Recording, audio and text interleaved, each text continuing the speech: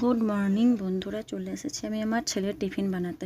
আসলে বাচ্চাদের কি জানো তো, সব মনের মতন টিফিন হলে না, আমি দেখেছি, আমি সব বাচ্চার কথা জানি না, আমার বাচ্চা কিন্তু মনের মতন টিফিন হলে ও কিন্তু স্কুল যেতে খুব আগ্রহ পায়। হয়তো পেটের সঙ্গে খেয়ে পড়াটারও কিছু একটা গরমিল থাকতে পারে, সেই জন্য।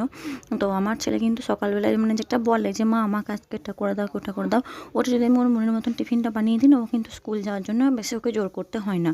তো এটা আমি এটা ফলো করি, আর এটা এভাবেই আমি চলি, তাই জন্য ওর স্কুলে যেতে খুব একটা প্রবলেম হয় না। তাই আজকেও আমাকে বলেছিল জ্যাম দিয়ে রুটি নিয়ে যাবে, মানে হাত রুটি। তো সেই জন্য আমি সকাল সকাল উঠে একটু কাজকর্ম করে নিয়ে আমি হাত রুটি বানাতে বসে পড়েছি, কারণ বেশিক্ষণ সময় তো লাগবে না দুটো রুটি বানিয়ে দিলে। এতে করে যদি ছেলেটার স্কুল যাওয়ার আগ্রহ বাড়ে, তাতে অসুবিধা কিছুই নেই। তো দেখো, আমি মাত্র দুটো রুটি বানিয়েছি, আর ছোট্ট ছোট্ট বানিয়েছি যাতে করে ছেলের খেতে বা আমারও টিফিন বক্সে ভরে দিতে সুবিধা হয়। তো সেই কারণে আমি ছেলের ছোটো ছোটো টিফিন করে দিয়েছি রুটিগুলো। এবার সেইগুলোকে আমি ছেলের সঙ্গে টিফিন বক্সে দিয়ে দেবো। আর যেহেতু ছোটো ছোটো বানিয়েছি, টিফিন বক্সে ভরতেও সুবিধা হবে আর ওরও খেতে সুবিধা হবে। আবার ও কী করে, বন্ধুদের সঙ্গে ভাগ করে খায়, এই স্বভাবটা আবার খুব ভালো। অবশ্যই এই স্বভাবটা আমি ওর মধ্যে তৈরি করেছি, সবার সঙ্গে মিলেমিশে খেলে ও খাবারটা ভালো করে খেতে পারবে, আবার সবাইকে দিয়ে খাবার ইচ্ছাটা ওর বাড়বে। তো সবার সঙ্গে স্কুলে গিয়ে বলে তো ভাগ করে খায়, এখন জানি না কী হয়েছে, বলে ভাগ করে খায় সবাই মিলে, মা আজকে এটা এনেছিলো, কালকে ওটা এনেছিলো। তো অন্যজনের টিফিন দেখে দেখি ওরও খেতে ইচ্ছা করে, আর এদিকে একটু ঘুগনি বসিয়ে দিয়েছি। আজকে সকালে মানে ব্রেকফাস্ট ভেবেই রেখেছি পরোটা আর ঘুগনি করবো। তো দেখো আমার টিফিন দেওয়া হয়ে গেছে, অল্প একটু এই সাইডে আমি শশা দিয়ে দিয়েছি, কারণ রুটি দিচ্ছি তো জ্যাম দিয়ে, জানি না অম্বল হবে কি হবে না, একটু শশা দিলাম যাতে হজম করতে সুবিধা হয়। আর এই সাইডে তো রুটিগুলো দিয়েছি, জানোই তোমরা, এই যে জ্যাম মাখানো রুটিগুলো খুলে গেছে। যাই হোক, দিয়েছি টিফিন বক্সের মধ্যে, সুন্দর খেয়ে নেবে। তো চলো টিফিন বক্সটা আমি এবার লাগিয়ে দিই, দিয়ে ওর বোতলে জলটা ভরে দেবো, ব্যস্ত ওকে এবার স্কুলে নিয়ে চলে যাবো। এগুলো হয়ে গেলে আমি ড্রেস চেঞ্জ করে নেবো, দিয়ে স্কুলে ওকে ছেলেটাকে দিয়ে আসবো, আর ওকে স্কুলে দিয়ে আসবো, তারপর বাড়ি এসে কাজ করবো। দিয়ে চলে এলাম ছেলেটাকে, কিন্তু আমার না প্রচণ্ড ঘুম পাচ্ছে, বিছানাটা দেখে মনে হচ্ছে ঘুমিয়ে পড়ি, যেন মনে হচ্ছে বিছানাটা আমাকে ডাকছে, কিন্তু এখন আর শুতে গেলে চলবে না। তো ভাবলাম একটু আদা দিয়ে কড়া করে লাল চা বসাই, সেই জন্য একটু আদা কোড়াতে চলে এলাম এখানে। কারণ আদা দিয়ে লাল চাটা খেলে কী হবে, বেশ একটু ঘুমটাও ছাড়বে আর কাজে এনার্জিটাও পাওয়া যাবে। অনেক কটা কাজই আজকে করবো ভেবেছি, আজকে ঘরের এই সিলিংটা একটু ঝুল হয়েছে, সেদিনকে ডিপ ক্লিন করলাম, কিন্তু তারপরেও দেখছি যে ঝুল চলেই এসেছে। তো ভাবলাম যে আজকে একটু সিলিংটা পরিষ্কার করি, একটু ফ্যানটা পরিষ্কার করি, আর ওই যে পাপোশগুলো আছে সেগুলো পরিষ্কার করব। তো সেটা মনের মধ্যে সেট করে নিয়ে লেগে পড়েছি কাজে। এখন ওই 7:10-15 মতো বাজে, এখন থেকে লাগলে আশা করি হয়ে যাবে 12টার মধ্যে। তো দেখো চাটা আমি সমস্ত কিছু রেডি করে নিই, জলটা আমাপাই দিয়েছি, কারণ জলটা যতবার থাকুক না অসুবিধা নেই, লাল চা তো অম্বল কম্বল হওয়ার চিন্তা তো নেই। একটুখানি চিনি কম করে, একটু আদা বেশি দিয়ে, একটু চা পাতা বেশি দিয়ে বসিয়ে দেবো, ব্যাস হয়ে যাবে, খেয়ে নেবো।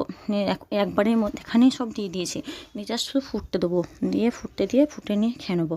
তো এইদিকে আমি ফুটতে দিয়ে চলে এসেছি, দেখলাম যে কুকার অনেকগুলো সিটি পড়ে গেছে, দেখছি এখানে আলুটা বা মটরগুলো সিদ্ধ হয়েছে কিনা। তো দেখছি আলুটা খুব সুন্দর সিদ্ধ হয়েছে, মটরটা আর একটু মনে হচ্ছে সিদ্ধ হলে ভালো হতো, তুমি ঢাকা দিয়ে রেখে দিয়েছিলাম। তো এখানে ঢাকা দিয়ে আর দুটো সিটি দেওয়ার পর আমি এখানে একটু মশলা কালকে রাত্রে কষিয়ে রেখেছিলাম, সেইটা তার মধ্যে একটু জল দিয়ে, অল্প একটু তেল দিয়ে, একটু মিক্সড মশলা দিয়ে এটাকে একটু ভালো করে মশলাটা কষিয়ে নিয়ে ঘুগনিটা ঢেলে দেবো। তো চলো সেগুলো এগুলো করে নিই, একটু অল্প নুনও দিয়ে দিলাম, কারণ মশলার মধ্যে আমি একটুও নুন দিইনি, আর একটু নুন দিয়ে সিদ্ধও করে নিই, সেই কারণে একটু নুনটা দিয়ে দিলাম। তো এটা কষানো হয়ে যাওয়ার পরে আমি আলুগুলো আগে দিয়েছি, তারপরে আমি মটরগুলো সব দিয়ে দিলাম এর মধ্যে একটু একটু করে। তো আস্তে আস্তে এটা ফুটতে লাগুক, আমি ততক্ষণ ওইদিকে কাজগুলো সেরে নিই। তো এটা ভালো করে একটু নাড়িয়ে দিলাম, আর আলুগুলো একটু গেলে দিলাম, যাতে আলুগুলোর মধ্যে অল্প একটু নুন ঢুকে যায়। তো চলো এটা আস্তে আস্তে হতে থাকুক, আর তখন আমি আমার আরও যে কাজগুলো বাকি আছে, যেগুলো করা হয়নি সেগুলো করে নিই। এরপর ভেবেছি একদিন গদিটা রোদে দেবো, গদিটা রোদেই দেওয়া হচ্ছে না, আসলে ওর বাবা থাকছে তো আমি থাকছি না, আমি থাকছে বাবা থাকছে না, আর গদিটা এত ভারী, আমি আমার পক্ষে নিয়ে যাওয়া সম্ভব নয়। তো পাশের বাড়িতে ছাদে কাজ হচ্ছিলো, দুবারে জল টল পড়ছিলো, তো সেই কারণে কদিন দেওয়া হয়নি। তো ভাবছি আজকালের মধ্যে দিয়ে দেবো একদিন, আবার যদি জল ঝরাতে লাগে তাহলে আর দিতে পারবো না। তো এই করতে গিয়ে আমার চাটা বেশ ভালোভাবে ফুটে কালো মতন রেডি হয়ে গেছে, কড়া মতন দেখেই বেশ মনে হচ্ছে হ্যাঁ খুবই কড়া হবে। তো চলো অল্প ঢেলে নিয়ে আগে এটাকে আমি একটু গলায় ঢালি, তারপরে একটু এনার্জি সঞ্চয় করে আরও একটু কাজ করতে লাগবো। তো চা আমি ঢেলে নিচ্ছি, কিন্তু এতটা গরম চা আমি কোনোদিনই খেতে পারি না। তো যা একটু ঠান্ডা হতে দিই, দেখি আর কি কাজ আমার ঘরের মধ্যে আমার জন্য অপেক্ষা করছে। তো অপেক্ষা করছে বললাম, কারণ এই যে বিছানাটাকে তো আমাকে পরিষ্কার করতেই হবে, আর ওই যেদিকে আমার বড় ঘুরু করছো, তুমি আবার ক্যামেরা অন করেছো, কিন্তু মানে আমি এরকম ভিডিও করে তোমাদের সঙ্গে শেয়ার করিনি ঘর পরিষ্কার করার। তো ভাবলাম শেয়ার করেই দিয়ে তোমাদের সঙ্গে একটু। ও হচ্ছে জল নিয়ে এসছে, সেই জলটাও রাখছে আর দৌড়ে দৌড়ে বাড়ি পালাচ্ছে, আমার সঙ্গে কথা বলছে, দু একটা কথাও বলছে কি রান্না হবে, কী করবো, এইসব বিষয় নিয়ে। তো মোবাইলটা নিল, আবার এসব কথা বলতে বলতে আমাকে জিজ্ঞাসা করছে, তুমি চাঁদিয়া বাবুকে স্কুলে কি টিফিন দিয়েছো? ওটাই বলছিলাম আমাকে আমি, যে জানো তো বাচ্চাদের যদি মনের মতো কোনো টিফিন দেওয়া হয় তাহলে কিন্তু ওরা স্কুল যেতে বেশ আগ্রহ করে।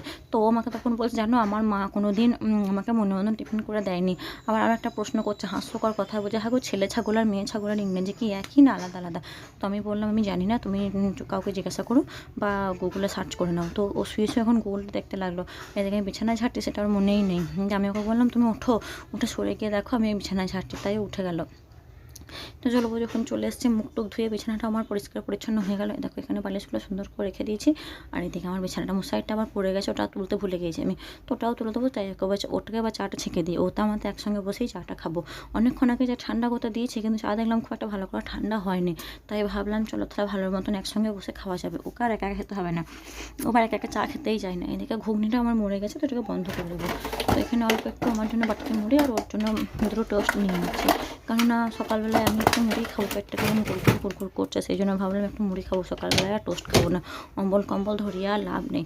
তো এদিকে আমি আটাটা মেখে নিচ্ছি, কারণ ওই যে বললাম আজকে একটু এক্সট্রা কাজ করবো, তো ভাবলাম ব্রেকফাস্টটা করে আগে বানিয়ে নিতে, করা থাকলে কী হবে, ও নিজে নিয়েও খেতে পারবে বা ছেলেটেলাও খাওয়াতে পারবে। আমার ভরসা আর করতে হবে না। আমি কাজ করতে করতে ওই হাতে বা ওই কাপড়ে তো আর ছেলেটাকে খেতে দিতে পারি না। তো সেই কারণে আমি এদিকে আলাদা করে ময়দা, আমাকে বললো একটু সেঁকা পরোটা করে দেবে। তো আমি বললাম হ্যাঁ ঠিক আছে করে দিচ্ছি চলো। তো সেই কারণে ময়দাটা ভালো করে একটু ময়াম দিয়ে মেখে নিচ্ছি। প্রথমে তো ময়াম দিয়ে মাখিনি, এখন আমি ময়াম দিয়ে মেখে নিলাম। তো এই দেখো আমার পরোটা রেডি। পরোটাটা ভিডিও শ্যুট করতে পারিনি। তো পরোটা রেডি হয়ে গেছে, সেঁকা পরোটা। আর এই যে আমাদের ঘুগনি তো আবার একটু জল দিয়ে ফোটালাম, এটা বড্ড গরম, হাত দিতে পারলাম না। তো এটা আমি ঢাকা দিয়ে রেখে দিলাম এর উপর। আর সেই কাটা আলু, এই কাটা আলুটা দিয়ে আমি তেলগুলো পরোটাতে বুলিয়েছি। আর এদিকে আমি ঘরটা মুছে নেবো। তো সেই কারণে বালতিতে অনেকটা ফিনাইল নিয়েছি আজকে ভালো করে, কারণ হচ্ছে গিয়ে ঘরটাকে ভালো করে কোনা কোনা করে মুছবো সেই জন্য। তো চলো আমি চান টান করে চলে এসেছি। আমার একটা ভিডিও করতে গিয়ে ছবি হয়ে গেছে। স্নান টান সেরে পাপোশগুলো কেচে ঘরটা মুছে চলে এসেছি ভিডিওটা। তো এটা ছবি হয়ে গেছে। তো ঠিক আছে, এদিকে আমার চান করা পুজো করা সব কমপ্লিট। এদিকে ব্রেকফাস্টটা করে নিই, তাহলে ভিডিওটা যেখানেই আমি শেষ করলাম।